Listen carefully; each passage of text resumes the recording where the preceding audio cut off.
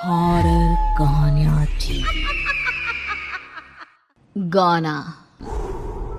आज 20 सालों बाद रमेश अपनी दुल्हन नैना के साथ अपने गांव के अपने पुराने घर आता है।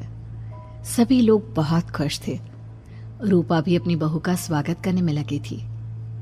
पर ये क्या, रूपा जैसे ही अपनी बहू की आरती उतारने जाती है, अचानक से तेज हवाएं चलने लगती है। घर की लाइट चली जाती है और आरती का थाल का दीपक बुझ जाता है। माँ, ये सब क्या हो रहा है?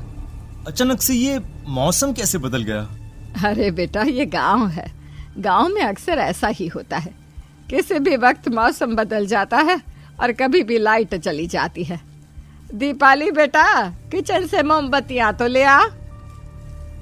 रूपा के कहने पर दीपाली किचन में मोमबत्ती लेने जाती है।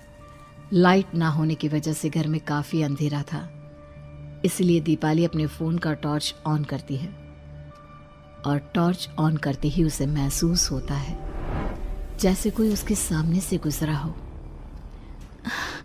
मुझे ऐसा क्यों महसूस हुआ कि मैंने अभी यहाँ किसी को देखा? क्या सच में यहाँ कोई था या ये सिर्फ मेरा वहम था? अरे दीपाली बेटा, मिले कि नहीं मोमबत्ती? हाँ माँ, बस अभी लाती हूँ।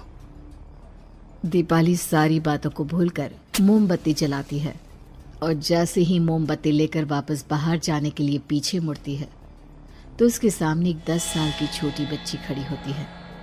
उस बच्ची की एक झलक देखते ही दीपाली डर जाती है और जोर जोर से चिल्लाने लगती है। तभी अचानक से लाइट आ जाती है। दीपाली की आवाज सुनकर शंकर और छोटा भाई पवन उसके पास पहुंचते हैं।